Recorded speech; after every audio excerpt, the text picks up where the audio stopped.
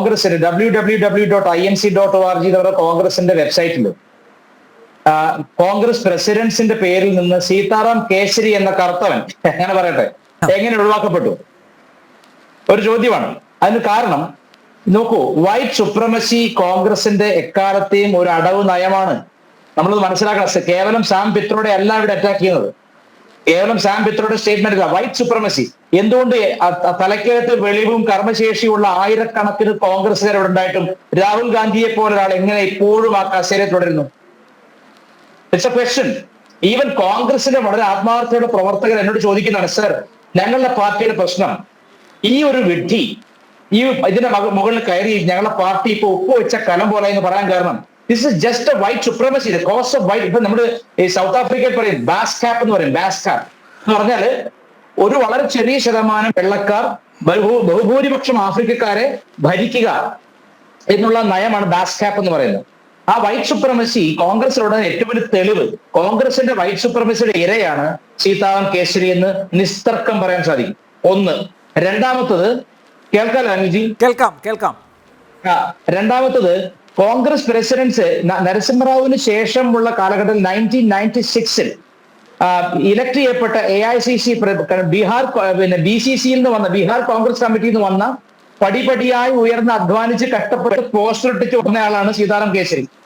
അങ്ങനെ കഷ്ടപ്പെട്ട് കയറി വന്ന AICC-യുടെ പ്രസിഡന്റ് ആയിരുന്നു സീതാറാം കേസരി. ആ സീതാറാം കേസരി ഒരു മിഡ് ടേം ഇലക്ഷനിൽ എന്തോ കോൺഗ്രസ് തോറ്റതിന്റെ പേരിൽ അതൊരു കാരണമാക്കി വെച്ചുകൊണ്ട് സോണിയാഗാന്ധിയെ അവിടെ ചിരപ്രതിഷ്ഠ ചെയ്യാൻ വേണ്ടി കോൺഗ്രസിലെ പല ആളുകളും, എനിക്ക് ഓർമ്മ ശരിയാണെങ്കിൽ താരിഖ് അൻവർ അടക്കമുള്ള ആളുകൾ അന്ന് അതിന് വേണ്ടി കളിച്ചിട്ടുണ്ട്. താരിഖ് അൻവർ പിന്നീട് ഇന്ത്യൻ നാഷണൽ കോൺഗ്രസ് വിട്ടിട്ട് NCP ചേർന്നു, തിരിച്ചു വീണ്ടും കോൺഗ്രസിൽ വന്നു. അപ്പോൾ താരിഖ് അൻവർ പറഞ്ഞിട്ടുണ്ട്, താരിഖ് അൻവറിനെ കൈകാര്യം ചെയ്യുന്ന ശാരീരികമായിട്ട് കോൺഗ്രസ് കമ്മിറ്റി പ്രവർത്തകർ കൈകാര്യം ചെയ്യുന്ന എന്തിനെ സോണിയക്കെതിരെ നിന്ന്, അതുകൊണ്ടാണ് അയാൾ കോൺഗ്രസ് വിട്ടത്. അപ്പൊ സോണിയക്കെതിരെ ആരും നിൽക്കാതിരിക്കുക, ഇറ്റാലിയൻ സുപ്രമസി ഉറപ്പിക്കുക എന്നുള്ളതാണ് കോൺഗ്രസിന്റെ ആത്യന്തികമായ ലക്ഷ്യം എന്നുള്ളതിന് സീതാറാം കേസരിയിൽ പരം ഒരു ഉദാഹരണം ആവശ്യമില്ല. അപ്പൊ ഇവിടെ ഇപ്പൊ ഇന്നിപ്പോ മറ്റേ ചൗധരി പറഞ്ഞ സ്റ്റേറ്റ്മെന്റ് എന്താണ്? എൻ ടൈപ്പ് പീപ്പിൾ എന്നാണ്. എൻ ടൈപ്പ് എന്ന് പറഞ്ഞാൽ എന്താണ്? N type means Nigar. Nigar എന്ന് പറഞ്ഞാൽ ഈ പറഞ്ഞ പോലെ നീഗ്രോ. എൻ ടൈപ്പ്, ഇന്ത്യയിലെ എൻ ടൈപ്പ് പീപ്പിൾ എന്നാണ് പറയുന്നത്. അപ്പൊ എൻ ടൈപ്പ് ഇറ്റ്സ് എന്താ പറയുക, ലൗസി സ്റ്റേറ്റ്മെന്റ്, വളരെ മോശപ്പെട്ട സബ്സ്റ്റാൻഡേർഡ് സ്റ്റേറ്റ്മെന്റ് ആണ്. എൻ ടൈപ്പ് ആളുകളും മംഗോളിയൻ ടൈപ്പ് ആളും ഇന്ത്യയിലുണ്ടെന്നാണ്. അങ്ങനെ മാത്രമല്ലല്ലോ ഇന്ത്യയിലുള്ളത്.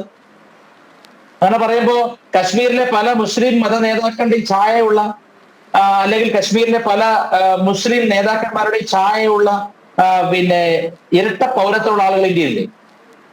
അപ്പൊ ഇന്ത്യൻ ജനതയെ നോക്കിയിട്ട് എൻ ടൈപ്പുകൾ ഇവിടെ ഉണ്ടെന്ന് പറഞ്ഞാൽ അതിന്റെ അർത്ഥം എന്താണ്? ഇന്ത്യയിൽ നീഗ്രോസ് ഉണ്ടോ? അപ്പൊ കറുത്തവരെയാണ് ഈ പറയുന്നത് എന്ന് വളരെ വ്യക്തമാണ്. കോൺഗ്രസിൽ വൈറ്റ് സുപ്രമസി ഉണ്ടെന്നുള്ള കാര്യത്തിൽ യാതൊരു സംശയവുമില്ല. ഞാൻ സാം പിത്രോദ എന്ന് പറഞ്ഞ ആള് എന്നെന്നും രാഹുൽ ഗാന്ധിയുടെ സമാധി വരെയും അദ്ദേഹത്തിന്റെ ഉപദേഷ്ടാവായി തുടരണമേ എന്ന് മാത്രമേ ഞാൻ പ്രാർത്ഥിക്കുന്നുള്ളൂ. കാരണം അത്രയും കാലവും മോദിയും യോഗിയും ഒക്കെ ഇന്ത്യ ഭരിച്ചോളൂ. കാരണം ഒരു വിഡ്ഢി ഉപദേശകനായിരിക്കുമ്പോൾ പൊട്ടൻ ഏത് കുളത്തിലും ചാടും. ഞാനിവിടെ കോൺഗ്രസിന്റെ റിസൾട്ട് എന്താണ്? ഒരു മിഡ് ടേം ഇലക്ഷനിൽ കോൺഗ്രസ് തോറ്റു എന്ന ന്യായം പറഞ്ഞുകൊണ്ടാണ് സീതാറാം കേസരിയെ പോലെ അനുഭവവും പ്രവൃത്തി പരിചയമുള്ള ഒരു കറുത്തവനെ, നിങ്ങളുടെ ഭാഷയിൽ പറയാണ്, ഒരു കറുത്തവനെ അല്ലെങ്കിൽ മംഗോളിയൻ മുഖമുള്ളവനെ കോൺഗ്രസ് തൂക്കി വലിച്ചെറിഞ്ഞത്. സോണിയെ അവിടെ പ്രതിഷ്ഠിക്കണം. സോണിയാഗാന്ധി എന്ന സ്ത്രീ അവിടെ ഈ ഡ്രൈവിംഗ് അല്ലെങ്കിൽ ബാക്ക് സീറ്റ് ഡ്രൈവിംഗ് തുടങ്ങിയ ശേഷം കോൺഗ്രസ് ഓരോ വർഷവും 2 തവണ ഭരണം കിട്ടി എന്നുള്ളത് ശരി തന്നെ. അപ്പോൾ പോലും കോൺഗ്രസിന്റെ ജനങ്ങളിൽ നിന്നുള്ള അകൽച്ച തുടങ്ങിയതാണ്. ഇന്ന് കോൺഗ്രസ് ഇനി ഒരിക്കലും തിരിച്ചു വരാൻ സാധ്യതയില്ല. ഇപ്പൊ ജോഡോ യാത്രയേക്കാൾ വലിയ എന്ത് യാത്രയാണ് ഇനി വരാൻ പോകുന്നത് എനിക്കറിയില്ല. ഇന്ത്യയിലെ സകല ചായക്കടയിൽ നിന്നും പഴംപൊരിയും പോകേണ്ടിയും തിന്നിട്ടും ജനങ്ങളുടെ മനസ്സിൽ പ്രതിഷ്ഠ നേടാൻ കഴിയാത്തതിന്റെ കാരണം എന്താണ്? അത് ഈ കോൺഗ്രസിന്റെ ഇറ്റാലിയൻ വിധേയത്വത്തിന്റെ ഫലമാണ്. അത് തന്നെയാണ് സാം പിത്രോഡ ഉപദേശി. എങ്ങനെ അതുപോലെയല്ലേ ഈ വിശ്വാസി ഉണ്ടാവുള്ളൂ.